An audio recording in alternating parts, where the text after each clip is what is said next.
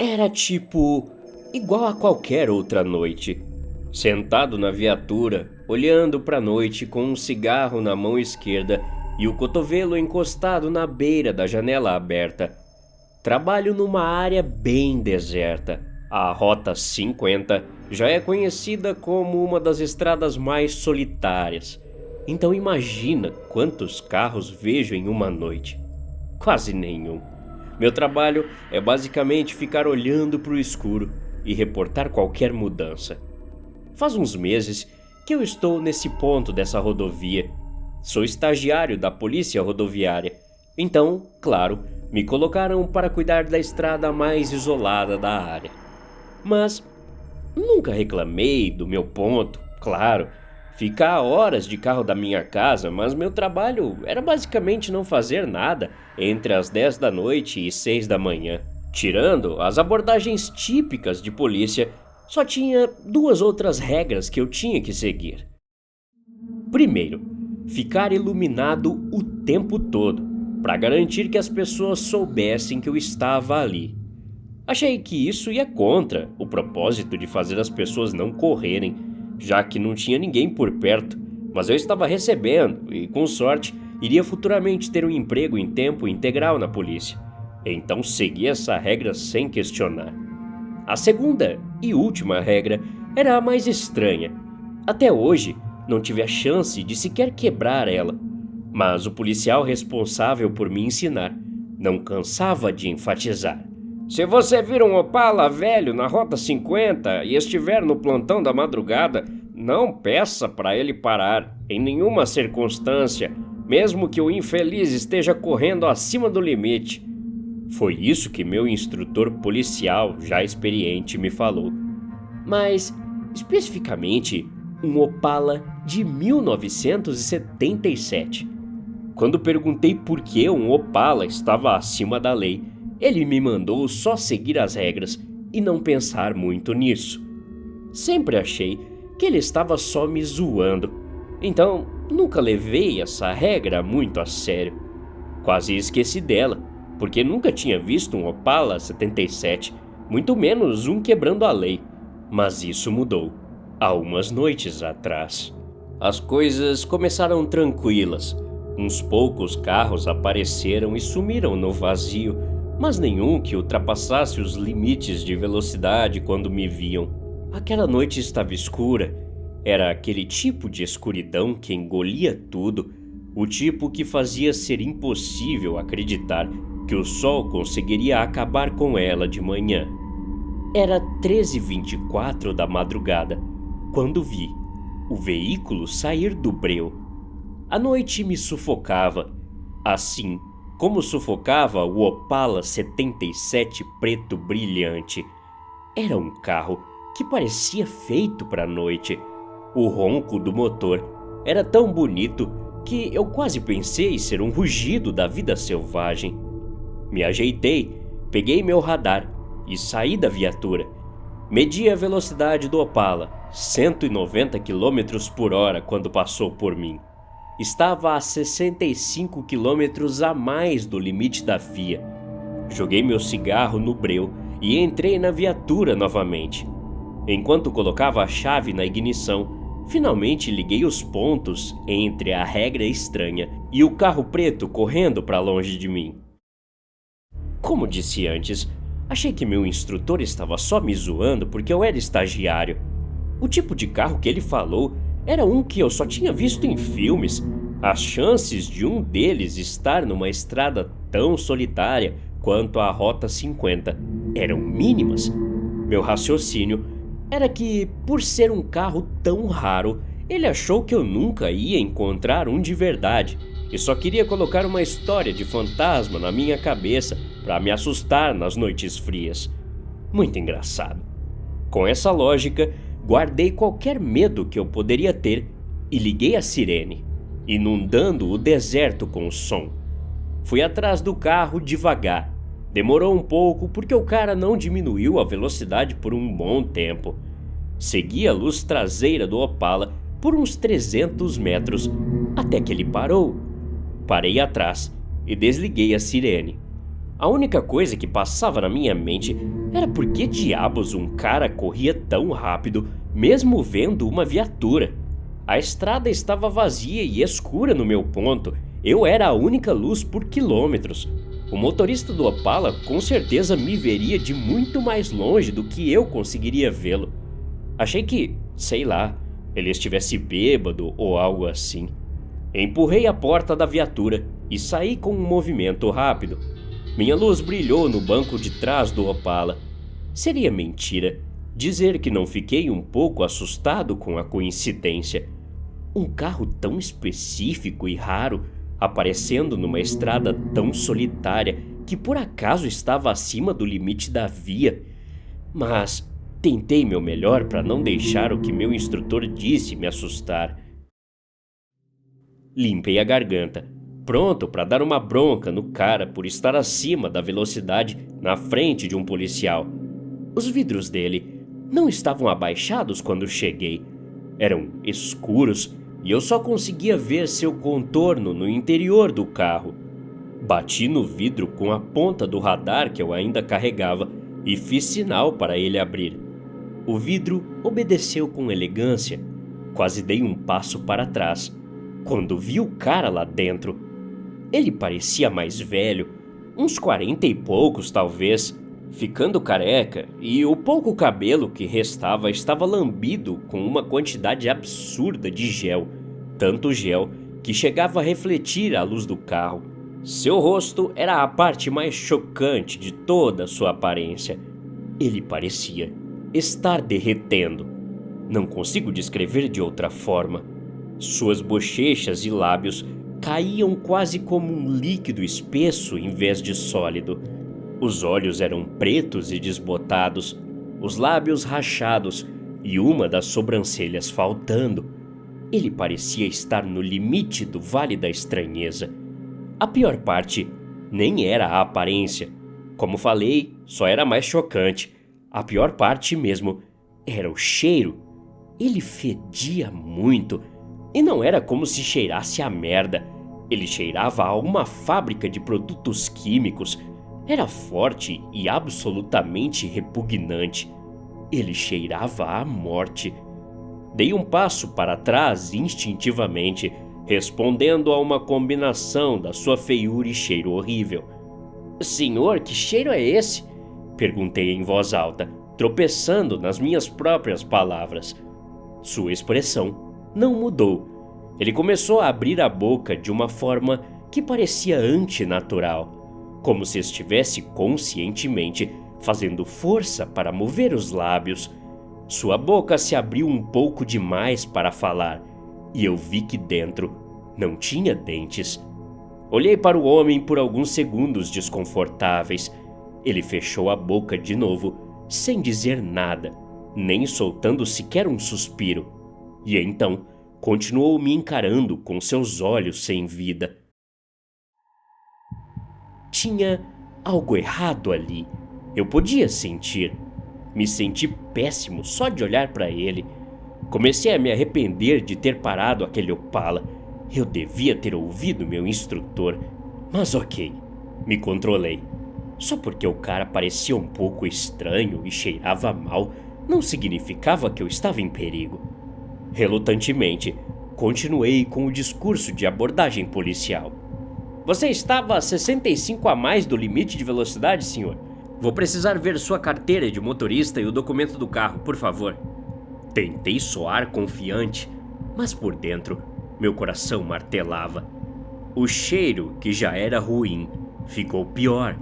Me virei para tossir. Quando me virei de volta, o homem parecia diferente. De repente, parecia normal. Seu cabelo ainda igual, mas os olhos agora estavam no lugar certo. A sobrancelha que faltava voltou. Os lábios não estavam rachados e ele tinha um sorriso cheio de dentes brancos e brilhantes. Fiquei surpreso. Talvez eu estivesse alucinando? Mas como eu poderia alucinar com um cheiro tão forte e horrível? O homem agora sorria para mim. "É claro que posso pegar o documento do carro", ele disse, com um entusiasmo exagerado que eu nunca tinha observado de alguém que parei. A voz dele era metálica. Só foi o tempo de uma piscada de olhos, mas lá estavam a carteira de motorista e o documento do carro em suas mãos. Ele nem tinha pegado em lugar nenhum, tipo no porta-luvas. Os documentos simplesmente apareceram em suas mãos. Seu braço estava esticado e ele parecia radiante. Nunca tinha visto um rosto mais feliz. Quando eu estendi a mão para pegar os documentos, notei algo. O sorriso dele não parou de se mover em seus lábios. Quanto mais minha mão chegava perto da carteira de motorista e do documento do carro, mais largo e antinatural seu sorriso ficava. O sorriso dele agora era mais largo do que humanamente possível. Peguei a carteira de motorista e seu sorriso chegou até o canto dos olhos. Depois disso, o rosto dele começou a derreter e o cheiro horrível voltou. Só então, olhei para baixo e percebi que a mão que usei para pegar os documentos dele estava ardendo de dor. Notei também que não me foi entregue os documentos, mas sim um tipo de objeto retangular, coberto de espinhos que atravessaram minha mão. A dor era irradiante. Gritei e caí no chão, agarrando minha mão sangrando. Olhei para o motorista, que agora não se parecia com nada remotamente humano. Ele saiu do Opala, seu sorriso ainda largo. Toda a pele dele derreteu. Os olhos estavam pendurados nas órbitas e agora, em pé, parecia magro e assustadoramente alto. Ele olhou para mim enquanto eu me agonizava no chão. Havia olhos brancos que agora substituíam os que estavam pendurados. A pele derretida revelou uma figura que era tão preta quanto a noite. Seus olhos brancos brilhantes iluminavam os globos oculares pendurados, e seu sorriso branco agora era a única luz que eu conseguia ver. Um dos olhos dele caiu e atingiu meu uniforme com um respingo molhado. Gritei de puro horror. Meus gritos reverberaram pelas montanhas e voltaram em um eco. Ele me agarrou pelo tornozelo com força, tanta força que parecia que meus ossos estavam estilhaçando. Meus gritos agora eram em resposta a uma mistura de terror e dor. Ele começou a andar na estrada. Uma luz apareceu mais adiante e o homem foi me arrastando direto para ela. Achei que tinha acabado para mim. Gritar agora era a única coisa que minha alma conseguia fazer. Senti meu coldre da arma. Ainda estava lá. Tirei rápido e comecei a atirar. Ele rapidamente se virou, cortando a arma e a ponta do meu dedo indicador em um só movimento. Ele se virou de volta, me arrastando em direção à luz. O que a criatura não percebeu foi que eu não estava mirando nela. Eu mirei no tanque do Opala. Eu ia tentar queimar o carro com o isqueiro que eu ainda tinha no bolso de trás, tentando encharcá-lo com a gasolina que vazasse. Mas, para minha surpresa, em vez de gasolina saindo do tanque, um líquido vermelho espesso saiu dos 3 buracos que atirei. A criatura soltou um grito que quase me ensurdeceu. Não era um que nenhum humano poderia fazer, mas eu reconheci facilmente como sendo um de dor. O sangue dele estava saindo do Opala. A criatura afrouxou a pegada no meu tornozelo e eu, agonizantemente, rastejei até minha viatura. O sangue da minha mão deixou um rastro atrás de mim. Os gritos da criatura só ficaram mais altos. Abri a porta da minha viatura e entrei. Ainda estava funcionando. Pisei fundo na noite e quase atropelei a criatura. Devo ter viajado por pelo menos alguns quilômetros antes de parar de ouvir os gritos da coisa. A última coisa que me lembro daquela noite foi perder a consciência em frente a um supermercado local. Acordei em um hospital onde fiquei por alguns dias. Eles trataram meu tornozelo quebrado e minha mão que estava coberta de buracos do tamanho de uma moeda de 25 centavos. Fui visitado por um repórter e vários outros policiais rodoviários perguntando o que aconteceu. Eu disse a eles que precisava de mais tempo. Para ser honesto, eu nem acreditei que o que aconteceu era real. Depois de sair do hospital, fui direto para a delegacia. Estava pronto para contar o que aconteceu. O chefe e meu instrutor da polícia me levaram para uma sala com eles. Lá, contei tudo, exatamente cada detalhe. Quando terminei, os dois ficaram em silêncio. Achei que não acreditariam em mim. Então, reiterei que estava falando a verdade. Acreditamos em você, filho. O chefe explicou. Só estamos surpresos em ver você vivo. Ele disse pálido. Meu instrutor interveio. O que você encontrou foi um fenômeno que chamamos de motoristas da meia-noite aqui na polícia. Ele se levantou e abriu um arquivo, folheou os papéis e finalmente tirou um documento e colocou na minha frente. Meu sangue gelou quando percebi do que se tratava. Era uma lista de centenas de rodovias importantes. Cada uma tinha uma foto de um veículo antigo ao lado. Sob cada foto estavam as palavras impressas: não pare. Na Rota 66 era uma motocicleta Tiger 100. Na I-95 era uma Lamborghini P400 de 1967. E na Rota 50 era um Opala de 1977. Eles começaram a aparecer no final dos anos 50. O chefe explicou. Recebemos essa lista do governo federal. Todas as polícias rodoviárias têm. Quando novos motoristas da meia-noite são descobertos, adicionamos eles na lista e dizemos aos novos recrutas para nunca pará-los. Houve um silêncio até que meu instrutor interveio. Não sabemos o que eles são ou de onde vieram. Tudo o que sabemos é que não pertencem a esse mundo. Meu instrutor agora estava mais pálido do que o chefe. Eles atacam à noite em estradas solitárias. De alguma forma, sabem que se forem rápido o suficiente, suas presas virão até eles. Deu vontade de vomitar. Olhei para minhas lesões. Eles permitiram algum silêncio para me deixar absorver todas essas informações. Depois de meio minuto, o chefe explicou mais. Olha, garoto, ele começou dizendo, você é a primeira pessoa já registrada que sobreviveu a um ataque de um motorista da meia-noite. Seu relato será valioso para prevenir futuras mortes. Fiquei chocado. E quantas pessoas foram mortas? Perguntei com uma voz trêmula. Desde 1959, 234 mortes foram confirmadas em todo o país. O chefe explicou. Fiquei paralisado. Como você sabe que foram os motoristas que mataram essas pessoas? Perguntei. O chefe sentou-se em silêncio, olhando para baixo, antes de responder. Porque eles sempre desaparecem durante a noite. Estão sempre no comando de trechos solitários de rodovias. Eles sempre mostram sinais de ter parado alguém antes de sumir. E depois disso, nenhum vestígio do corpo é encontrado. Alguns homens do FBI estarão aqui em breve. Eles pediram para ficarmos com você aqui. Conte a eles a mesma coisa que você nos contou, meu instrutor disse. Depois de 10 minutos, vários homens de terno entraram na sala. Contei a eles a história do começo ao fim.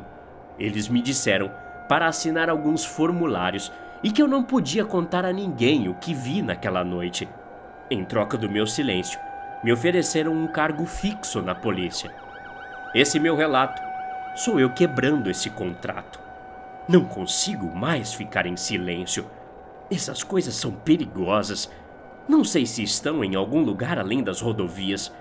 Então, por favor, se você é policial rodoviário ou policial de qualquer tipo em qualquer país, tenha cuidado ao ver carros velhos correndo em estradas solitárias à noite. Você pode estar vendo um motorista da meia-noite atraindo sua presa, que pode ser você. Não sei de onde essas coisas vieram ou o que são, mas sei que são extremamente perigosas. Se acha que viu uma, ligue para a unidade da polícia rodoviária local e peça para falar com o chefe. O chefe e o oficial de mais alta patente são os únicos em sua área que sabem sobre os motoristas da meia-noite. Não tenha medo de ligar. Eles saberão do que você está falando. E por favor, fique seguro por aí.